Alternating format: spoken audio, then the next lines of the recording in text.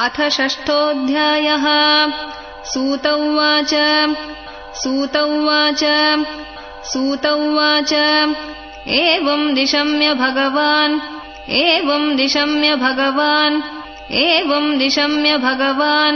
देवर्षेर्जन्म कर्म च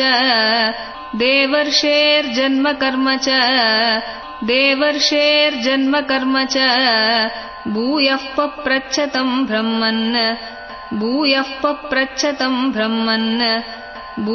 पप्रच्छतं ब्रह्मन्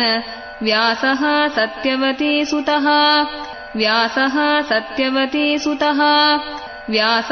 सत्यवती सुतः व्यास उवाच भिक्षुभिर्विप्रवसिते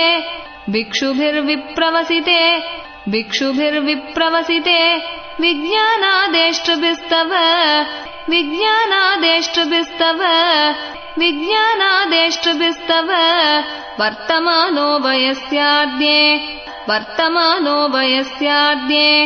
वर्तमानो वयस्याद्ये ततः किमकरोद्भवान्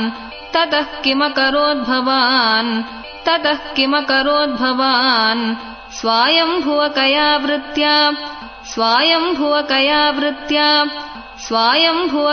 वृत्त्या वर्तितं ते परं वयः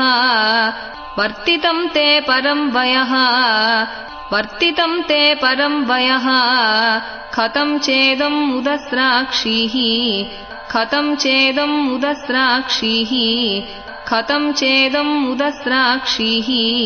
काले प्राप्ते कलेवरम्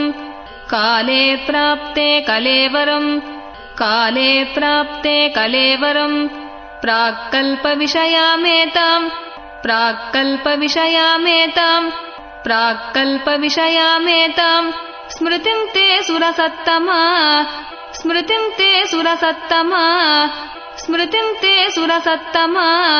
न ह्येष व्यवधात्काल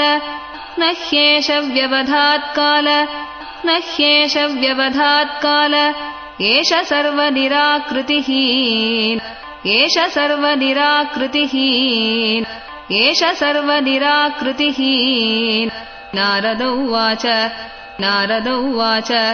नारद उवाच भिक्षुभिर्विप्रवसिते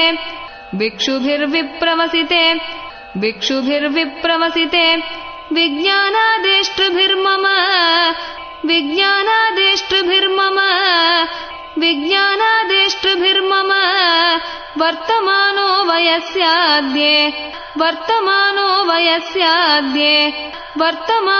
वयस्याद्ये ततयेतदकारशम्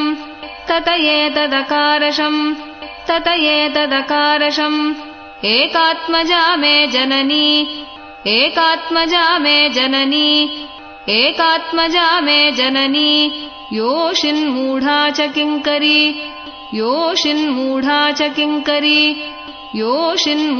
च किङ्करी मय्यात्मजे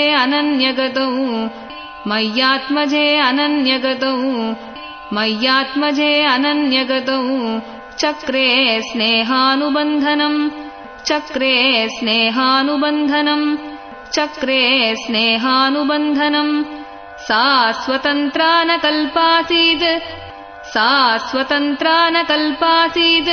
सा स्वतन्त्रा न कल्पासीत् योगक्षेमम् ममेच्छति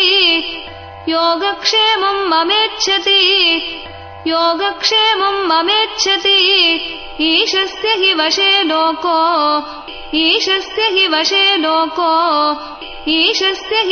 लोको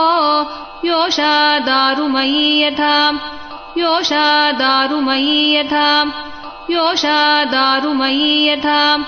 अहं च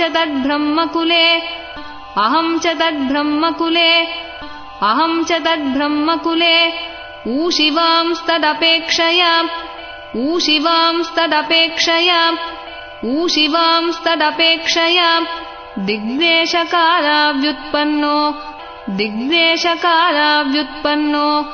दिग्देशकाराव्युत्पन्नो बालकः बालकः पञ्चहायनः एकदा निर्गताम् गेहात् एकदा निर्गताम् गेहात् एकदा निर्गताम् गेहात् दुहन्तीम् निशिगाम् पथि दुहन्तीम् निशिगाम् पथि दुहन्तीम् निशिगाम् पथि सर्पोदशत्पदा स्पृष्टः सर्पोदशत्पदा स्पृष्टः सर्पोदशत्पदा स्पृष्टः कृपणाम् कालचोदितः कृपणाम् कालचोदितः कृपणाम् कालचोदितः तदा तदहमीशस्य तदा तदहमीशस्य तदा तदहमीशस्य भक्तानाम् शम् अभीप्सतः भक्तानाम् शम् अभीप्सतः भक्तानाम् शम् अभीप्सतः अनुग्रहम् मन्यमानः अनुग्रहम् मन्यमानः अनुग्रहम् मन्यमानः प्रातिष्ठम् दिशमुत्तराम् प्रातिष्ठम् दिशमुत्तराम् प्रातिष्ठम् दिशमुत्तराम् स्फीताम् जनपदांस्तत्र स्फीताम् जनपदांस्तत्र स्फीताम् जनपदांस्तत्र पुरग्रामव्रजाकरान् पुरग्रामव्रजाकरान् पुरग्रामव्रजाकरान् खेटकर्वटवाटीश्च खेटकर्वटवाटीश्च खेटकर्वटवाटीश्च वनानि उपवनानि च वनानि उपवनानि च वनानि उपवनानि च चित्रधातुविचित्राद्रीन् चित्रधातुविचित्राद्रीन् चित्रधातुविचित्राद्रीन् इभ भग्नभुजद्रुमान् इभ भग्नभुजद्रुमान् इभ भग्नभुजद्रुमान् जलाशयान् शिवजलान् जलाशयान् शिवजलान् जलाशयान् शिवजलान् नलिनीः सुरसेविताः नलिनीः सुरसेविताः नलिनीः सुरसेविताः चित्रस्वनैः पत्ररतैः चित्रस्वनैः पत्ररतैः चित्रस्वनैः पत्ररतैः विभ्रमद्भ्रमरश्रियः विभ्रमद्भ्रमरश्रियः विभ्रमद्भ्रमरश्रियः नलवेणुशरस्तम्ब नलवेणुशरस्तम्ब नलवेणुशरस्तम्ब कुशकी च गगह्वरम् कुशकी च गगह्वरम् कुशकी च गगह्वरम् एक एवाति यातोऽहम् एक एवाति यातोऽहम् एक एवाति यातोऽहम् अद्राक्षम् विपिनम् महत् अद्राक्षम् विपिनम् महत् अद्राक्षम् विपिनम् महत् घोरम् प्रतिभयाकारम् घोरम् प्रतिभयाकारम् घोरम् प्रतिभयाकारम् व्यालोलूकशिवाजिरम् व्यालोलूकशिवाजिरम् व्यालोलूकशिवाजिरम् परिश्रान्तेन्द्रियात्माहम् परिश्रान्तेन्द्रियात्माहम् परिश्रान्तेन्द्रियात्माहम् त्रिट्परीतो बुभुक्षितः त्रिट्परीतो बुभुक्षितः त्रिट्परीतो बुभुक्षितः स्नात्वा पीत्वा ह्रदे नद्या स्नात्वा पीत्वा ह्रदे नद्या स्नात्वा पीत्वा ह्रदे नद्या उपस्पृष्टो गतश्रमः उपस्पृष्टो गतश्रमः उपस्पृष्टो गतश्रमः तस्मिन्निर्मनुजेरण्ये तस्मिन्निर्मनुजेरण्ये तस्मिन्निर्मनुजेरण्ये पिप्पलोपस्तास्तिदः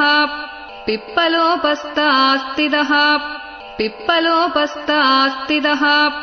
आत्मनात्मानमात्मस्तम् आत्मनात्मानमात्मस्तम् आत्मनात्मानमात्मस्तम् यथाश्रुतम् अचिन्तयम् यथाश्रुतम् अचिन्तयम् यथाश्रुतम् अचिन्तयम् ध्यायतश्चरणाम्भोजम् ध्यायतश्चरणाम्भोजम् ध्यायतश्चरणाम्भोजम् भावनिर्जितचेतसा भावनिर्जितचेतसा औत्कण्ठ्याश्रुकलाक्षस्य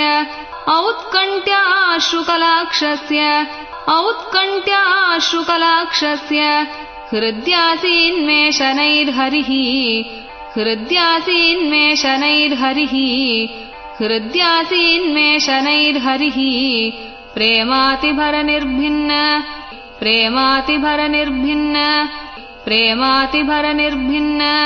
पुलकाङ्गो अतिनिर्वृतः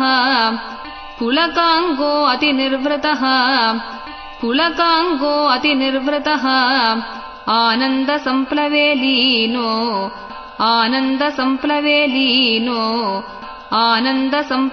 लीनो नापश्यम्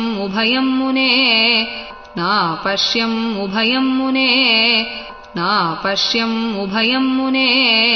रूपम् भगवतो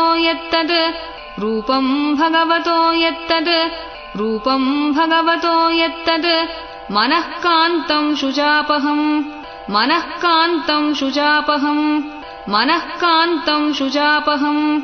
अपश्यन् सहसोत्तस्ते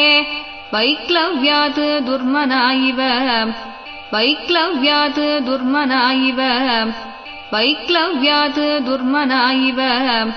तिदृक्षुः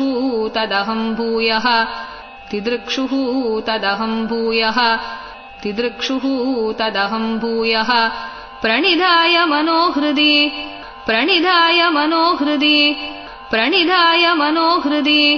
वीक्षमाणोऽपि नापश्यम् अवितृप्तैवातुरः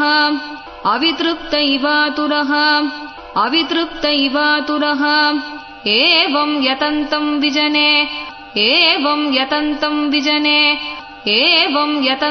विजने मामाहागोचरो गिराम्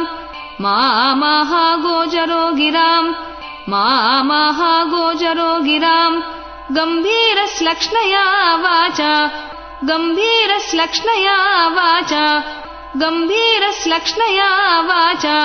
शुचः प्रशमयन्निव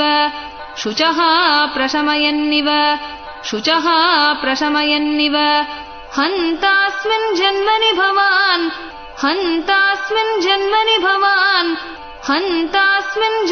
भवान्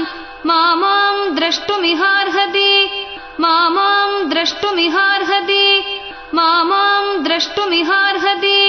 अविपक्वकषायानाम्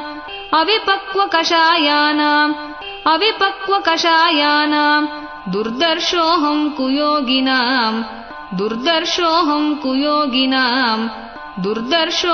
कुयोगिनाम् सकृत्यद्दर्शितम् रूपम्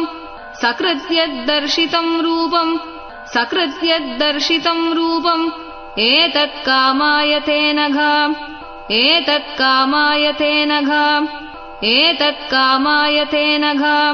मत्कामः शनकैः साधुः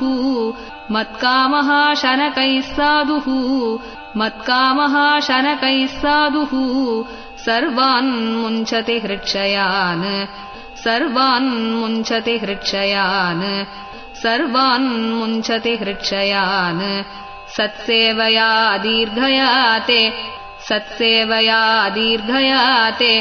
सत्सेवया दीर्घयाते जाता मयि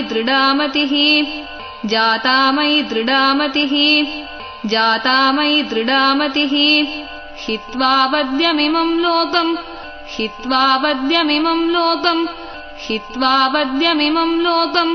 गन्तामज्जनतामसि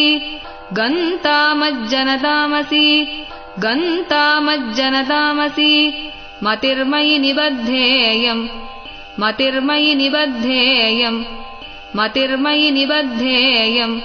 न विपद्येत कर्हिचित्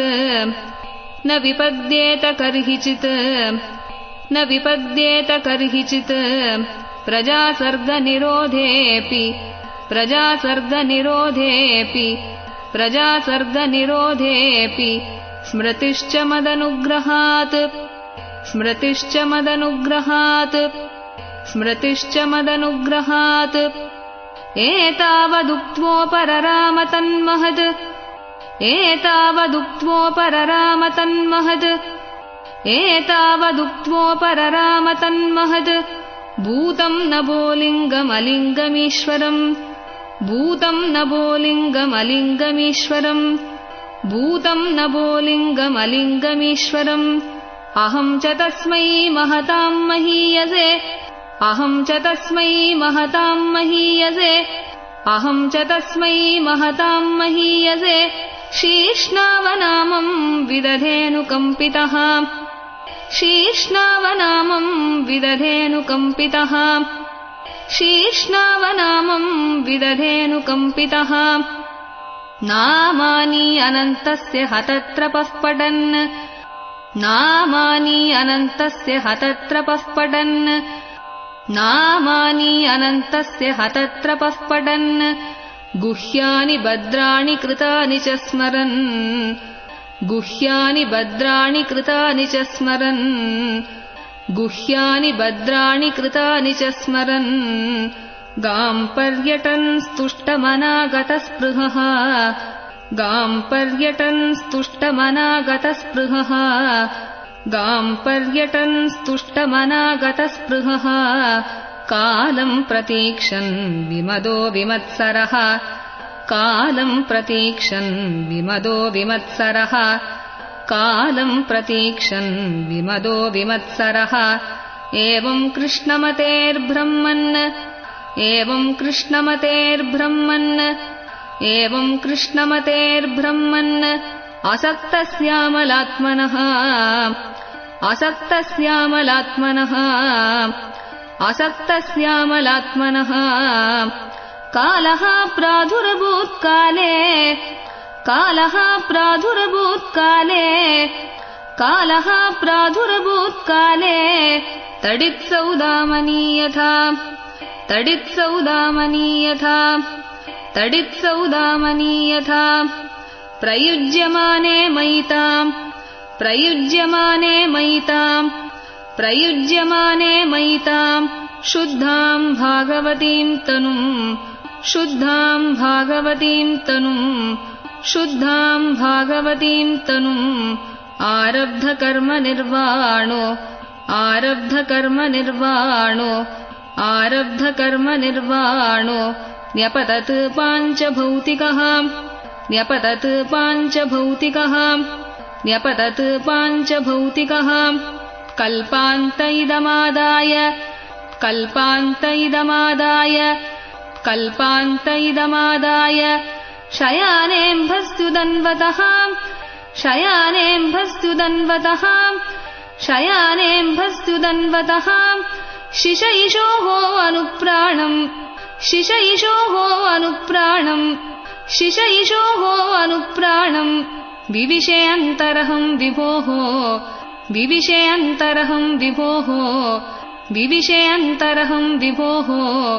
सहस्रयुगपर्यन्ते सहस्रयुगपर्यन्ते सहस्रयुगपर्यन्ते उत्थायेदं सुसृक्षतः उत्थायेदं सुसृक्षतः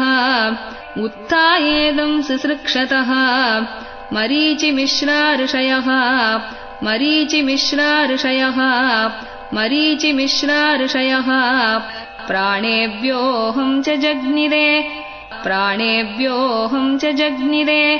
प्राणेभ्योऽहं च जग्निरे अन्तर्बहिश्च लोकां स्त्रीन् अन्तर्बहिश्च लोकां स्त्रीन्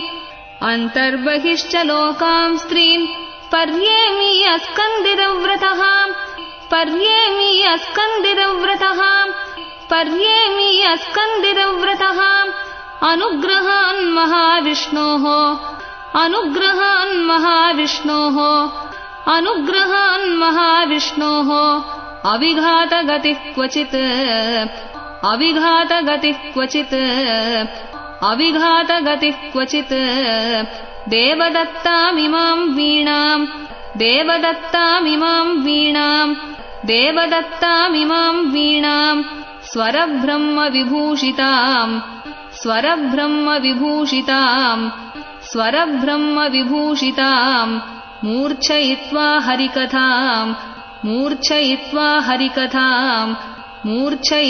हरिकथाम् गायमानः चराम्यहम्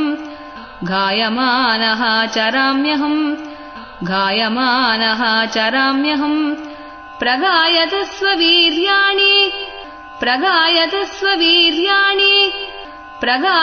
स्ववीर्याणि तीर्थपादः प्रियश्रवाः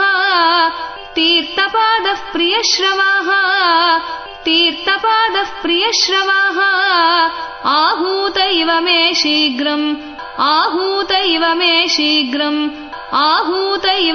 शीघ्रम् दर्शनं याति चेतसि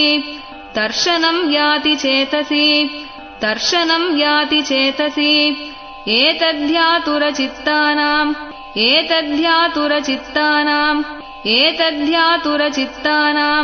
मात्रा स्पर्शेच्छया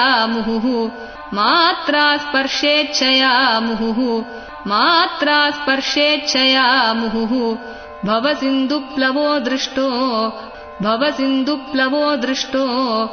भवसिन्धुप्लवो दृष्टो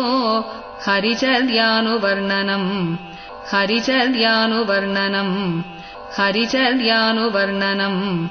यमादिभिर्योगपतैः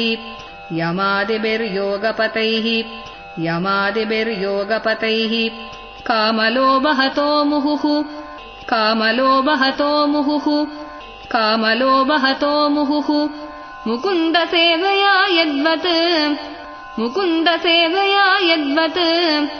मुकुन्दसेवया यद्वत् तथात्माध्यानशाम्यति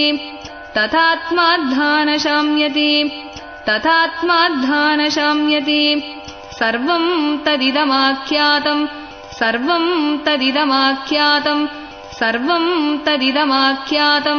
यत्पृष्टोऽहं त्वया नघा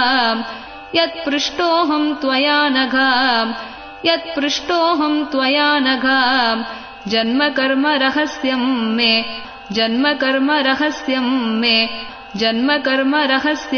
मे भवतश्चात्मतोषणम्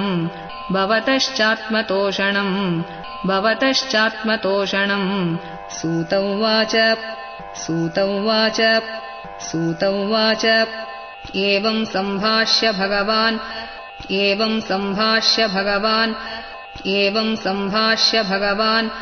नारदो वासवीसुतम्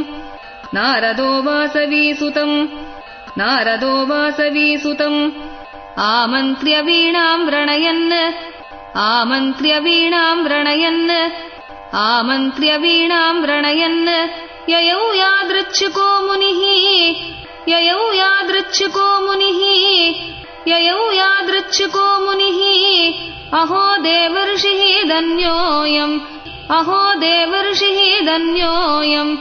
अहो देवर्षिः धन्योऽयम् यत्कीर्तिम् शार्ङ्गधन्वनः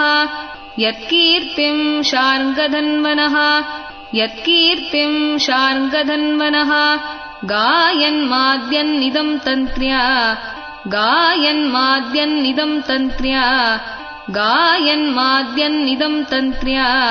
रमयति यातुरम्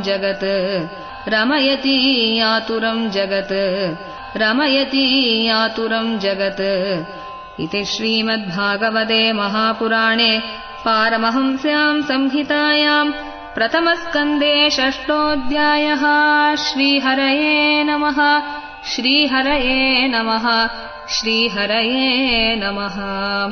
गोपिका जीवनस्मरणं गोविन्द गोविन्द। सद्गुरुनाथ महाराज की जय।